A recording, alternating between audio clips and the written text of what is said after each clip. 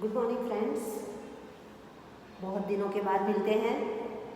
आशा रखती हूँ आप सब अच्छे होंगे और इतने दिनों में आपको वीडियो या पीडीएफ का कोई काम नहीं है तो आपने आगे की वीडियो और पीडीएफ को और समझने का प्रयत्न किया होगा।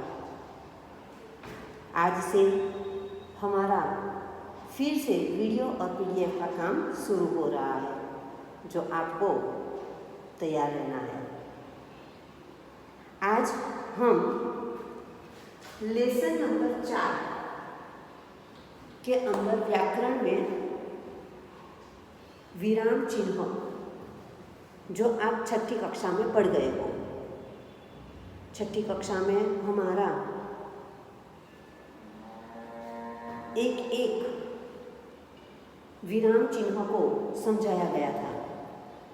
फिर से आज हम आपको समझाते हैं। ध्यान से थोड़ा समझ लो और हमारे लेसन नंबर 4 के अंदर पन्ना नंबर 23 और 24 पर जो विराम चिन्ह की एक्सरसाइज स्वाध्याय है वो आपको पीडीएफ में भेजा जाएगा जो आपको करना है और हिंदी की नोट में अच्छे अक्षर से लिखना है। तो विराम चिन्ह में बहुत सारे विराम चिन्ह हैं। पहले तो विराम चिन्ह किसे कहेंगे वो आपको पता होना चाहिए। तो आप लोग कहोगे कि विराम चिन्ह यानी थोड़ा रुकना और उसकी निशानी, यानी कि रुकने के बाद जो निशानी लगाते हैं वो है ना। वाक्य बोलने के बाद रुकते हैं तो पूर्ण विराम करते हैं। वाक्य के बीच में रुकते हैं तो वहां पर अल्प विराम करते हैं। इसी तरह से हम यहाँ लिखे हुए विराम चिन्ह को जल्दी से थोड़ा थोड़ा फिर से समझने का प्रयत्न करेंगे। अब पूर्ण विराम पहला है जो हम सभी वाक्यों में करते हैं। तो पूर्ण विराम किसे कहेंगे? सरल वाक्य बोलने के बाद रुकने के बाद अंत में जो चिन्ह आता है वह पूर्ण विराम है और पूर्ण विराम का चिन्ह है एक खड़ी लाइन।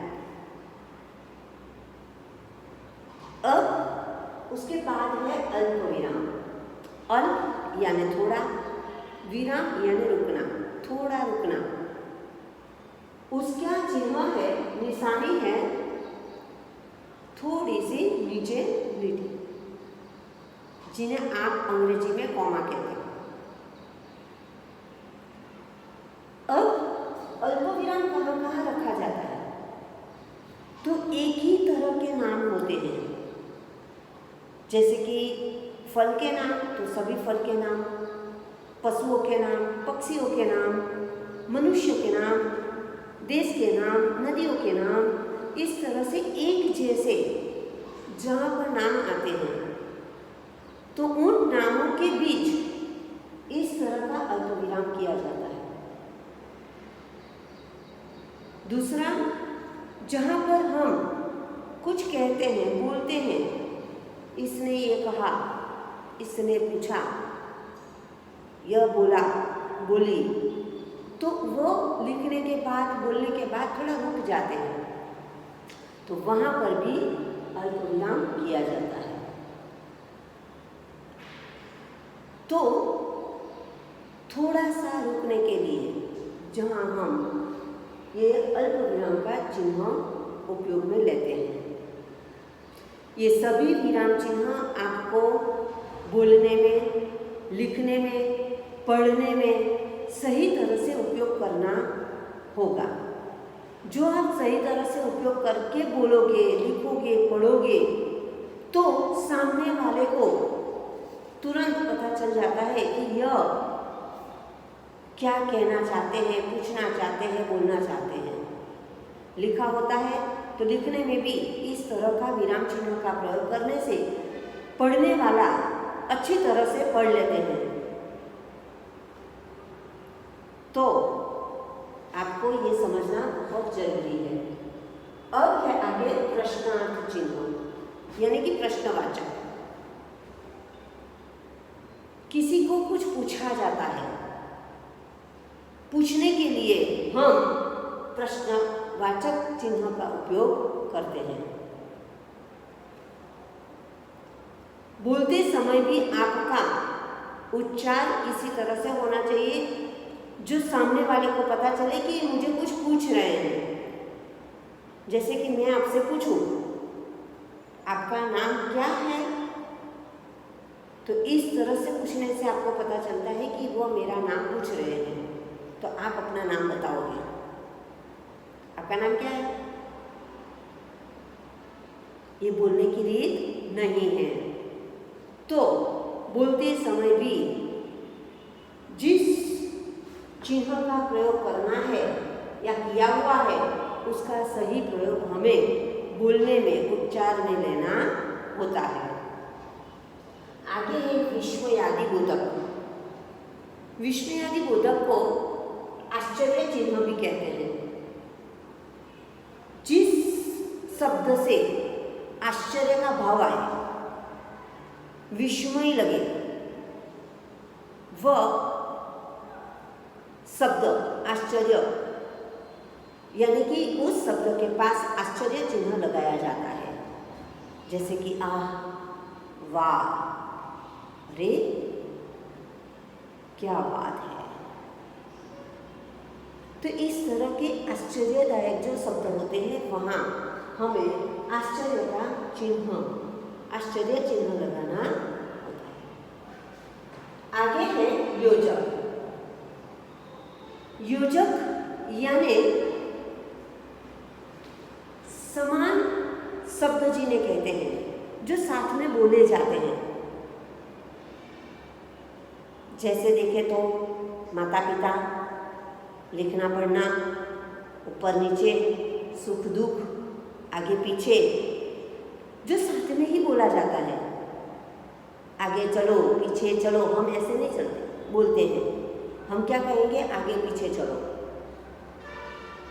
मेरे माता पिता आए हैं, मेरी माता आई है, मेरे पिता आए हैं, ऐसा हम नहीं कहेंगे। मेरे माता पिता आए हैं, तो माता पिता, तो ये दोनों शब्द साथ में ही बोला जाता है, साथ में ही लिखा जाता है। तो यहाँ पर हमें इस तरह का योजक चिन्ह लगाना होता है। तो अब आगे है निर्देशक। निर्देशक यानी निर्देश करने वाला, हमें कुछ बताने वाला, कहने वाला, वो निर्देशक। उसने कहा यह खाना है, तो उसने कहा, उसने निर्देश बताया ना, निर्देश किया उसने, क्या क्या खाना है? तो यह कोई भी शब्द है और उसके पास अल्प विराम है, यानी कि निर्देश करने वाले जो होता है वहाँ ये चिन्ह आता है और उसके बाद समान शब्द जो होते हैं तो वहाँ पे हम अल्प विराम करते हैं। जैसे कि कृष्णा ने कहा, फिर ये निर्देशक चिन्ह। राधा, गोपी, गांव की सभी औरतें रास खेलती है, तो राधा, गोपी, गांव की सभी औरतें, तो तीनों के बीच में अल्प विराम होगा। राधा अल्प विराम, गोपी अल्प विराम, गांव की सभी स्त्रियां रास खेलती है, फिर पूर्ण विराम। तो इस तरह से निर्देशक और योजक चिन्ह दोनों में एक ही प्रकार का चिन्ह आता है, जिसका प्रयोग अलग अलग जगह पर होता है, जो आपको बहुत ध्यान में रखना है। अब है कोष्टक। कोष्ठक यानी कौंस जिन्हें कहते हैं हम, इंग्लिश में आप ब्रैकेट कहते हैं। कुछ शब्द ऐसा होता है जिन्हें आपको समझने में तकलीफ रहती है। समझ लो कि विलोम शब्द, तो अब यहाँ पर हम लिखते हैं विलोम, तो विलोम का अर्थ पता नहीं है, मुझे आपको इसकी स्पष्टता करनी है। तो कौंस में मैं लिखूंगी विरोधी शब्द, तो वहां पर एक कौंस आता है। समान अर्थ वाले, तो कौंस में लिखूंगी समानार्थी, तो आपको तुरंत पता चल जाए कि समानार्थी और समान अर्थ वाले दोनों एक ही है। यानी कि कोई भी बात की स्पष्टता करने के लिए हम इस तरह के कोष्ठक का उपयोग करते हैं। इसके आगे जाए तो अवतरण चिन्ह। अवतरण चिन्ह दो प्रकार के हैं, इकहरा और दुहरा। इकहरा अवतरण किसी की पहचान के लिए, किसी का उपनाम हो, कोई विशिष्ट व्यक्ति हो, तो उसके लिए वहां हम इकहरा अवतरण का उपयोग करते हैं। अब दुहरा अवतरण में हम दो चिन्ह का प्रयोग करते हैं। इकहरा यानी एक, दुहरा यानी दो। तो दो चिन्हों का प्रयोग करें तो वो कहाँ पर किया जाता है? तो वह किसी को कुछ बात कहनी है, किसी ने कही है, बोला है, पूछा है, तो वहां पर हम दुहरा अवतरण का प्रयोग कर सकते हैं।